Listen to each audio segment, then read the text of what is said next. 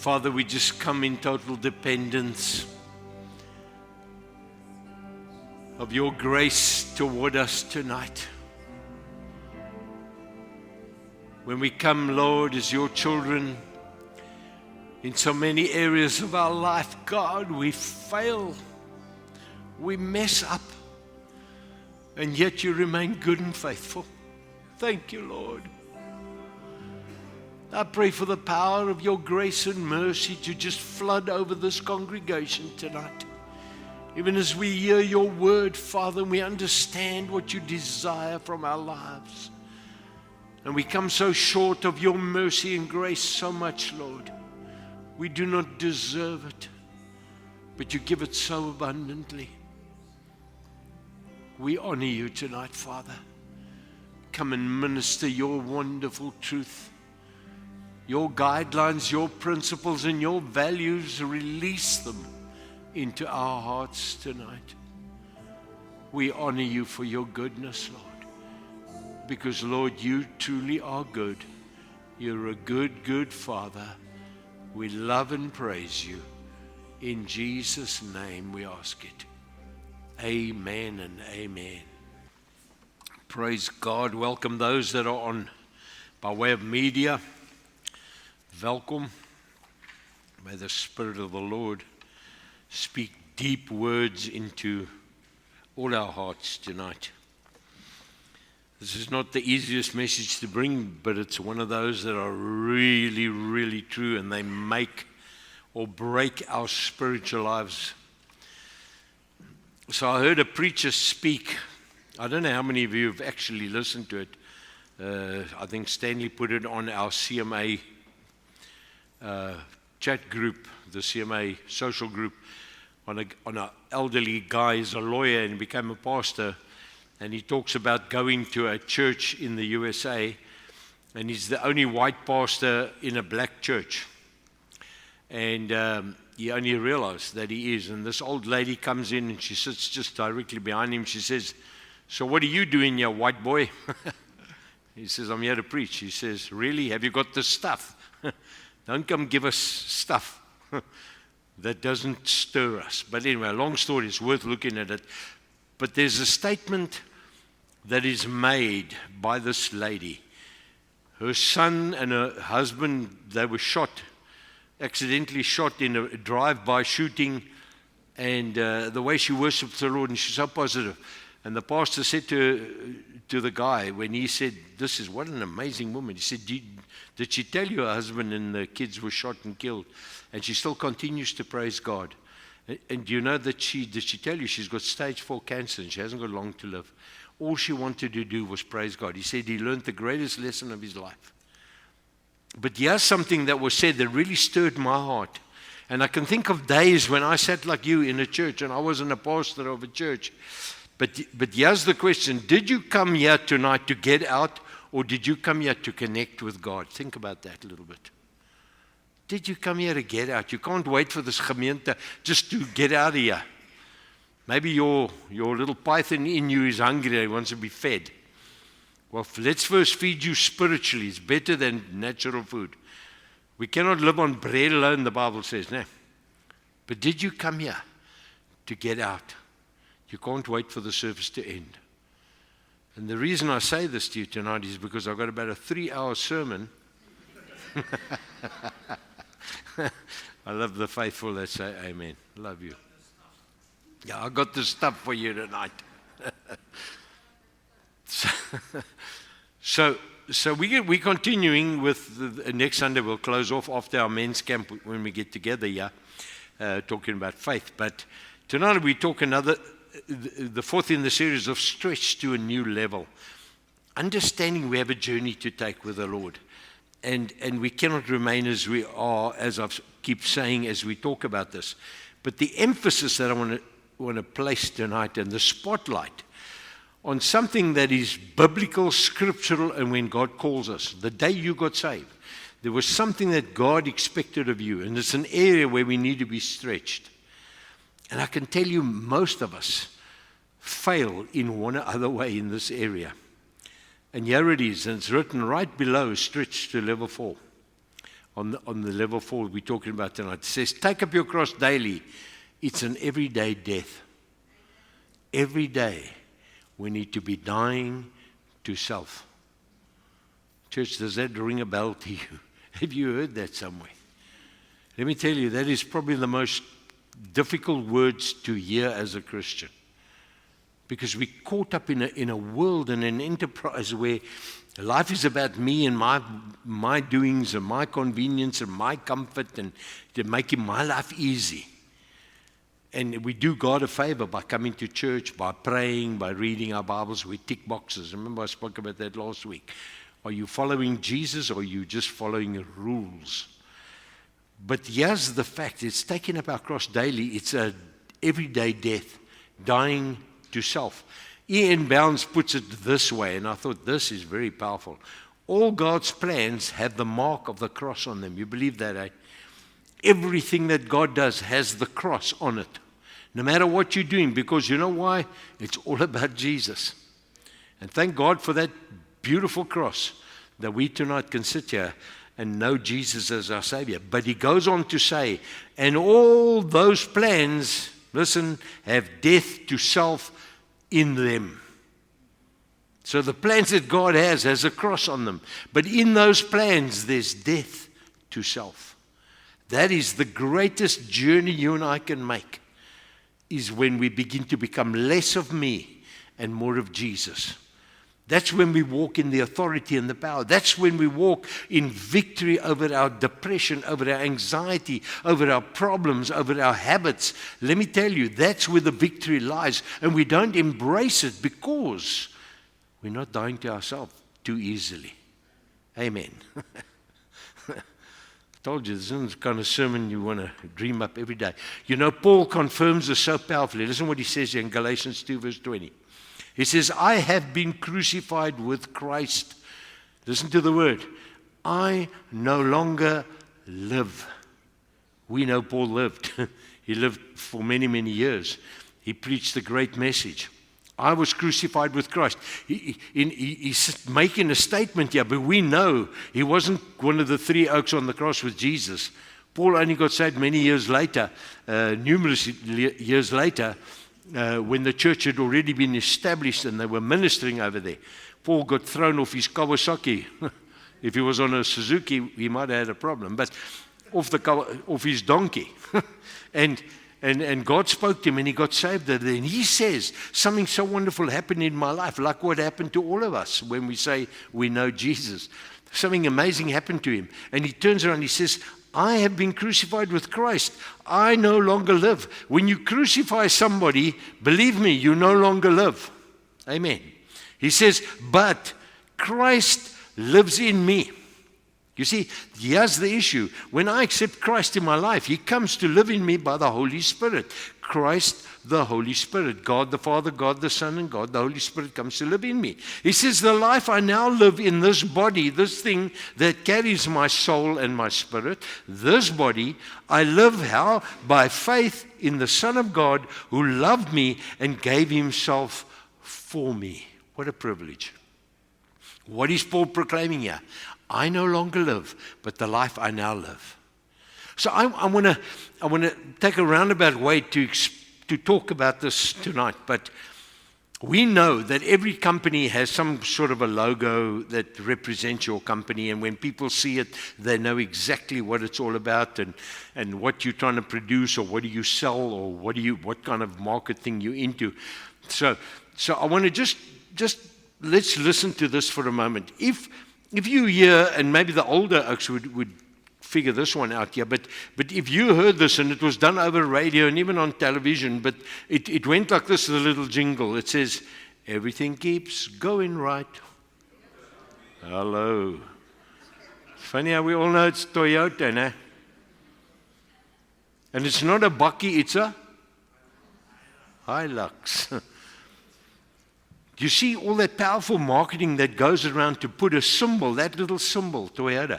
When we see it, we know exactly what it is. When I see all these Chinese cars, Dieter was here. I can't even read some of the names, pal. Don't know what they are. I know they got 4 wheels and a body. That's about it. What about that little swish, that little tick? When you see that, what do you think about? Nike. We think of Nike. Just do it. And that's what I want to encourage you with tonight. Just do it, what you hear tonight. I've got a few more. What about that little thing with a bite out of it? We know what that is, eh? Oh, exactly. Apple stoelie. Yeah. What can I say about that apple, eh? The reason it's got a bite out of it is because those things don't work well. My wife's got one. I can't work it. Apple. What about, and we saw this when we traveled a little bit overseas, here and there and everywhere, that big M, McDonald's, that halfgebakte goed, eet van julle daai goed. Have you ever seen old, hey? Those little discs, they use them as weapons. Daai kaas wat jy kan light en brand hy. So God has given us an amazing digestive system. But in the light of, even when you're driving and it's a long way off and you see the Coca-Cola sign, you know, hey, daar's 'n koffie, ek kan nou lekker Coke koop. Veral as jy van Klipdrif hou. Bietjie mix. Because all these signs represent something. They represent style or food or victory or status or whatever. And the companies have worked and paid millions of rand to get themselves into a focal point. And it's repetitive, and there it is. And it's put out over there. And with all this in mind, what would you identify as a slogan and a symbol of a follower of the Lord Jesus Christ? Think about that little moment. So Jesus writes a marketing program for us as people who begin to know Him. And it comes out in Luke 9:23. Listen to this. And He said to all, almal vir hulle gesê, if any person wills, notice the wills, eh? Jou wil moet dit wil doen. He says, if anyone wills to come after me, to follow me, let him, here's the word, deny himself, disown himself, forget and lose sight of himself and his own interests, and refuse and give up himself. And do what? Take up his cross daily and follow me. Cleave steadfastly to me, conform wholly, how? To my example in living, and if need be, even dying also. So if there ever was a slogan for Christians, and it would accurately be captured, it would say this: come and die. Hey? It's not like McDonald's, come and get Dick. This is come and die. And that's why people, because that's the message of the cross, you see. That's why people aren't trying to embrace it. They'll embrace every other religion because no religion has that in it. Amen? It's true. Come and die.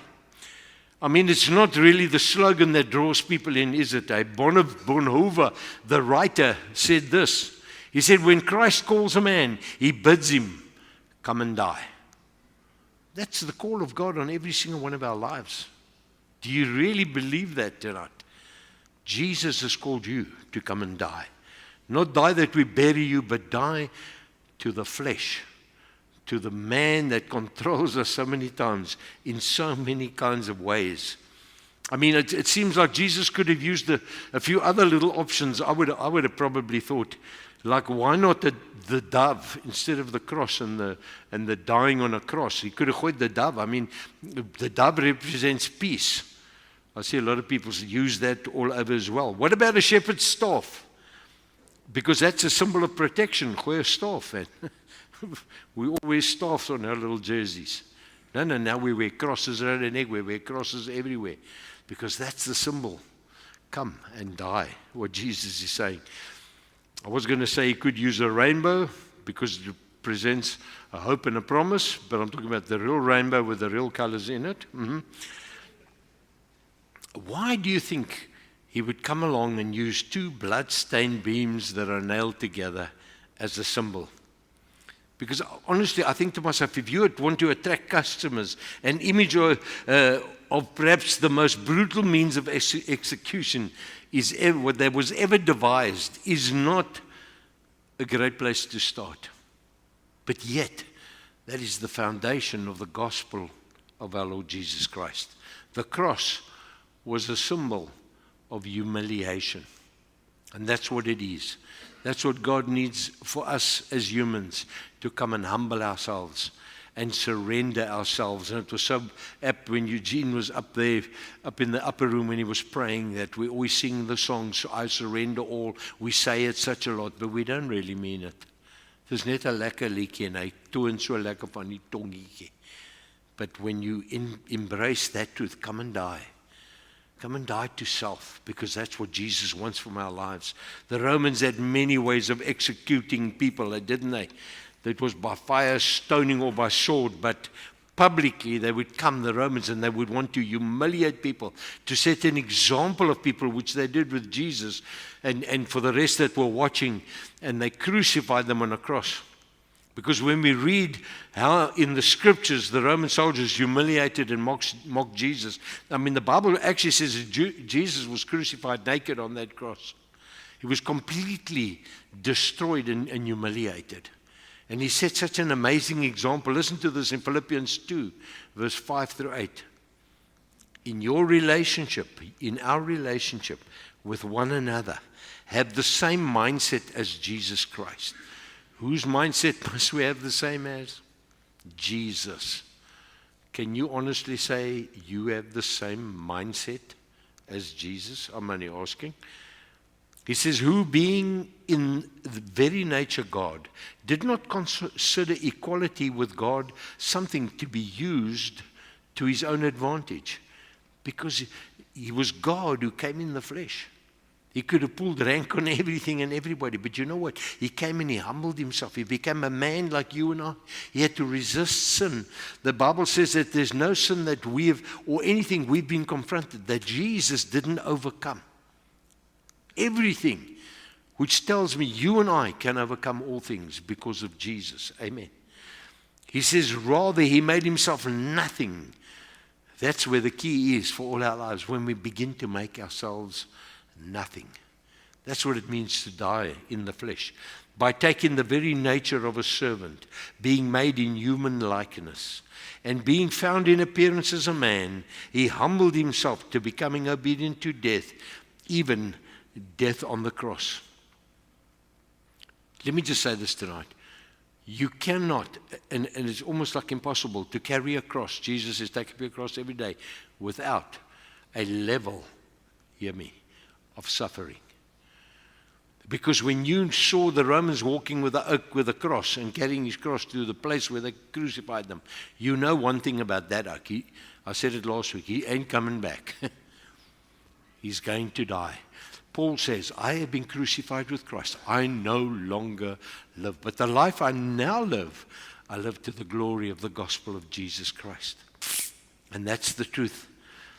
The biblical reality is this. When anyone says yes to following Jesus, when you have said yes to Jesus, you probably didn't know it. And there's no fine print here either, like on a document you sign. Anyone who says yes to Jesus, they're agreeing to carry a cross that will be painful at times. It's not painful all the time, but I'll tell you what, it will be painful at times. We see in Luke 6, verse 22, the Bible makes it clear. It says, blessed are you when people hate you. You're blessed when people hate you. He says, when people exclude you, when people insult you, when people reject your name as evil, because of the Son of Man. When people insult you, mock you, ridicule you, skinner about you. So what I've noticed about a dead man, I don't know if you've noticed it, a dead oak can never take offense. Isn't it amazing? He lies in the coffin, you say, you feel good. He just lies there. Isn't it amazing, eh? Dis vir my 'n wonderwerk. That's the thing. We're still so alive in our flesh that we love is not touchy, love is kind, and we can be so as if the old man just rises up every now and again in us, isn't it? And Jesus wants us to be showing death. 2 Timothy 3 verse 12 says this, in fact, everyone who wants to live a godly life in Christ Jesus will be, what's that last word, church? Say it loud. Persecuted. Absolutely. Paul says in Philippians 1:29 and 30, he says, for it has been granted to you on behalf of Christ. It's been granted to you on behalf of Jesus Christ. Not only to believe in Jesus, but also to suffer for him. God didn't put suffering there to just punish you and just say, right, you want to follow me? Now I'm going to screw things around for your life and make your life a mess. That's not because it. You know why it is? Because the enemy is real. Amen. And he wants to attack us and he wants to destroy us. And not because he doesn't like us, the enemy. He doesn't like Jesus. And because Jesus made an open show publicly destroying him. On the first day when he hung on the cross and he said, it is finished, hell went into uproar. On the second day, he told his angels, go check over there if the oak's still dead. And on the third day, the message came on the hotline, the red line. He's moving. We got problems, pal. We thought we had him, but we ain't got him anymore. And he destroyed principalities and powers and made an open show of them. And you see, he wants to get back at God, so he attacks us. And how does he attack us? Our warfare is not against flesh and blood, but spiritual wickedness in high places. In other words, the devil uses people to attack people. When you want to walk out and tell people about Jesus, hoekom is ons so bang om oor Jesus met mense te praat? You know why? Because we're scared of the retaliation and the insults and the mocking. You work in an office pool with a lot of people. Een of twee sê hulle ken die Here, maar hulle lewenstyl, their pawpaw trees got mangoes on, you know, that kind of Christianity.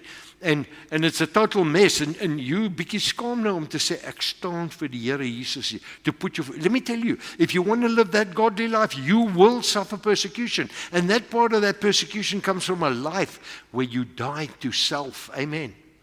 When they insult you, they're not insulting you, let me tell you. They're insulting Jesus in you. They still smoke you, but they don't smoke the Jesus in you. Because the devil, he ain't smoke you either about that. Eh? The question I would ask tonight, are you really, really carrying a cross? And here's the thing, if you're not suffering, if you're not going through persecution, and you're not sacrificing, are you really carrying a cross then? Because that's what we try and do. We try and avoid it. We play the avoidance gospel instead of taking on our lives head on and stand up for the Lord Jesus Christ. Amen. Are you hearing me tonight? Because the slogan is this. That's the slogan. Die daily. What is the symbol? It's the cross. The slogan is die daily. But the actual symbol is the cross. Think about this a little bit. When I wrote that, I thought about this. Jesus didn't come to earth so that we can be better behaved. You know, we're going to, Father, I'm going to go die for the church, for the people, so they can behave themselves a little bit better. Hulle gaan baie opneek, maar hulle moet net bietjie beter wees, jy weet. Or he didn't come to tweak your personality. That people can get on with you a little bit better, né? Or to fine-tune your manners. Parents must do that to their kids. Amen? Right, if you don't have kids, say amen loud till you have kids. He didn't come to smooth out your rough spots either. That's what Jesus came. And this might even shock you tonight, but listen, Jesus didn't even come to this earth to change you. You think, oh, where are you going with this? The truth of the gospel is that Jesus came so that you could die to self. And in the dying comes the change. The less of me and the more of him. And that only comes through dying to self, dying daily. The scripture says, isn't that so? Listen, here in 1 Corinthians 15, Paul says this in 1 Corinthians 15:31. He says, I die daily. Paul says it. Listen to this. I die daily. It was verse 231. No? Verse 31. And then just listen to the B portion. He says, that I die daily. I face death every day, and I die to self. Daily. Not weekly or monthly or yearly. Yeah. Stretching to a new level.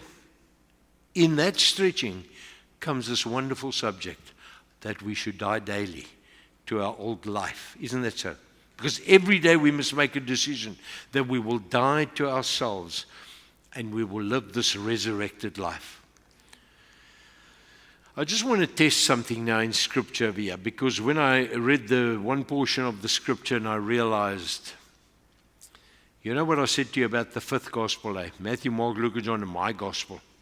So I want to just test this tonight. The B part of 1 Peter 2:24 says this, by his stripes you are healed. By his wounds we are healed. We pray that for one another when they're sick. Amen. Who believes, as you sit here tonight, believes, by his stripes, the stripes that he suffered brought healing to our lives. You believe it? Put up your hand. Put up it. Just check. Hold it up now, because I want to test something. Okay. So now I'm going to read the A part. Hold your hands up. Right. If the oak next to you has got his hands down, pick it up again. Now, I want you to listen to this. Now, while you've got your hands up, now who believes this? You believe the B part, right? And listen to the A part. He personally bore our sins in his own body on a tree. As on an altar, he offered himself on it. What? That we might, listen to the word, die, cease to exist, to sin and to live in righteousness. And by his wounds we healed. Is dit nie lekker nie? Ons glo die eerste maar net twee en is nou ander ene. Hey? Isn't that amazing? The B part of that thing, we believe it. By his stripes we're healing. But that's not all he said. And if I believe Jesus can heal, well, I better start believing that I need to die to self also. Amen?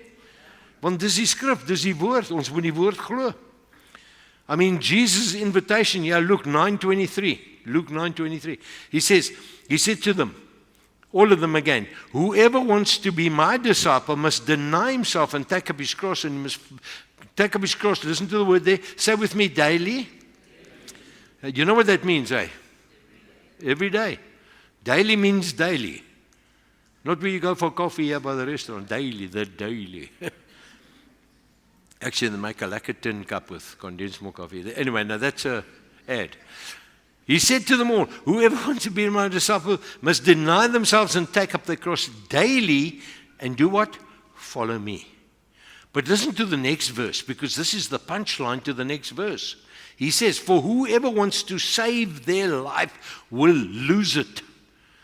In other words, what is he saying is, when you're always looking for excuses not to suffer, not to be insulted, to be ridiculed, to put yourself first, your convenience, your comfort, and everything, you want to rather save your little life this side of the grave, and you go out of your way not to walk with a life that is dying to self, but you prefer the living old man to keep feeding him and keeping him alive. And Jesus is saying, whoever wants to save their life, you're going to lose that life.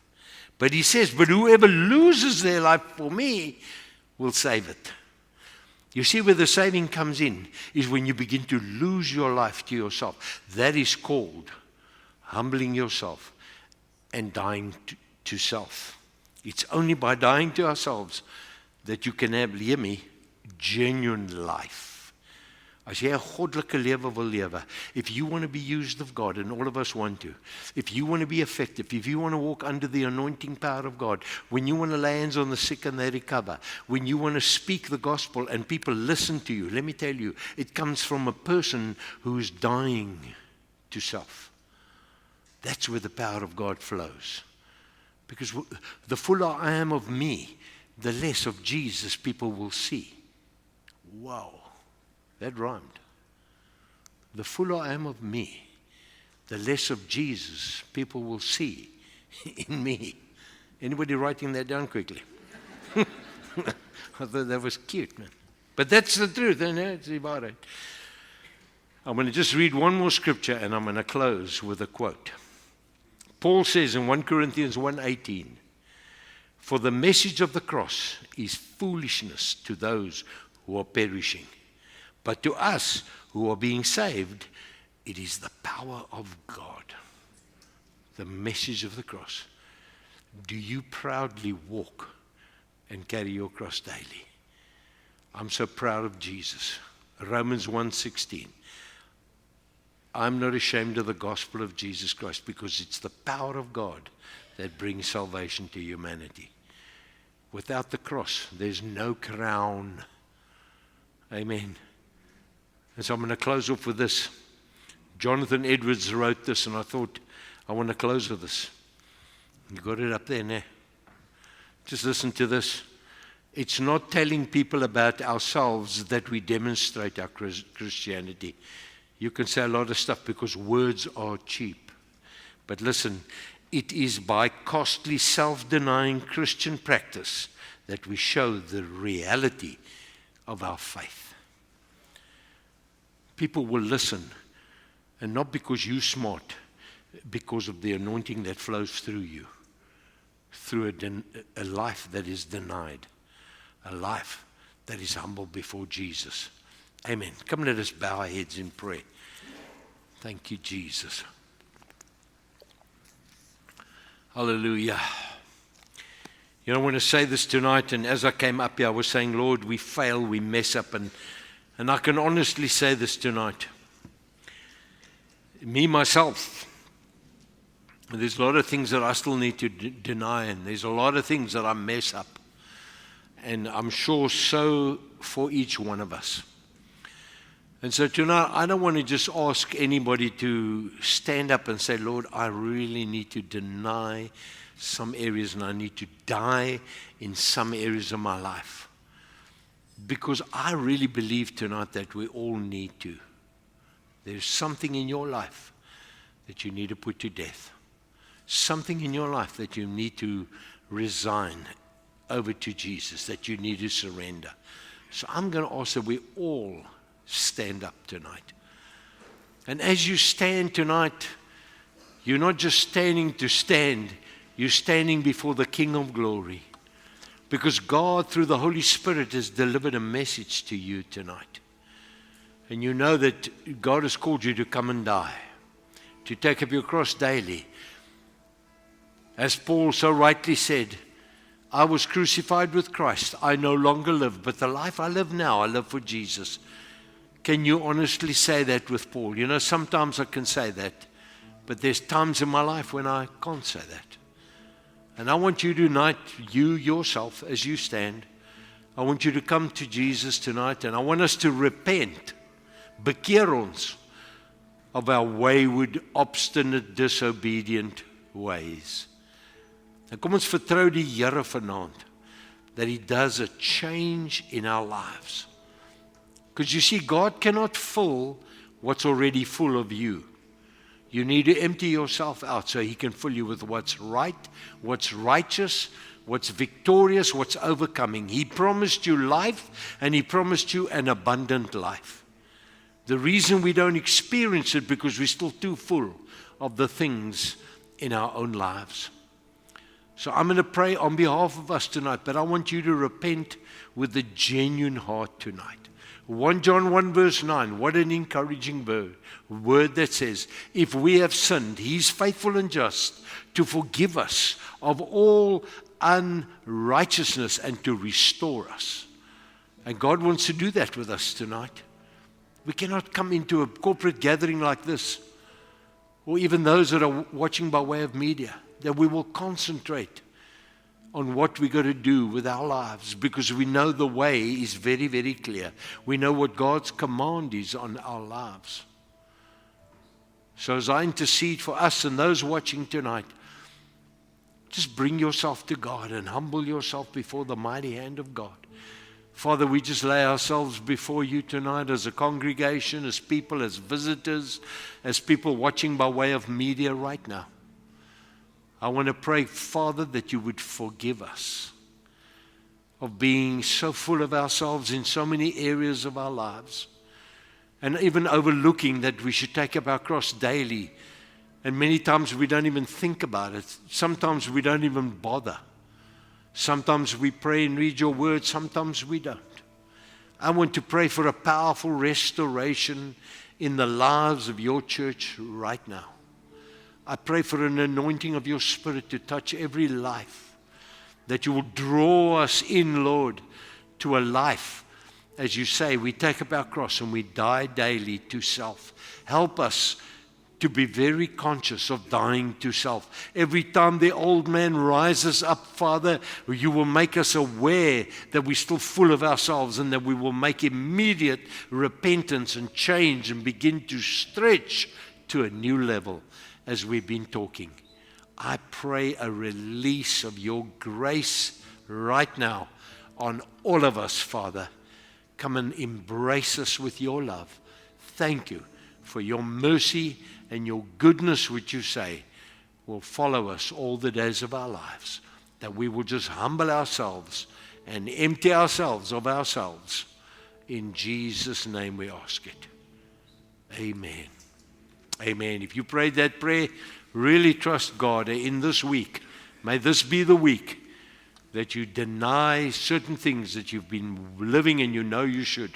Because I can tell you this, the Holy Spirit convicts us all of the time.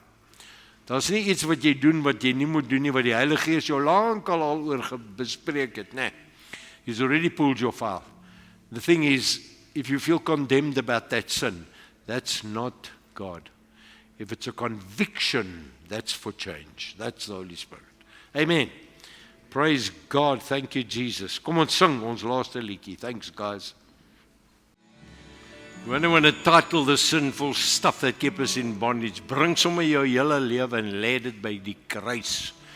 En dan tel jy daai kruis op en dan gaan jy in die lewe in. Die to self and you will walk a victorious, overcoming life. Amen. May God bless you. May this be a wonderful week for us. May God give you the breakthroughs that you need for this week in Jesus' name. Father, thank you for your grace and your mercy, Lord. If it weren't for that, where would we be?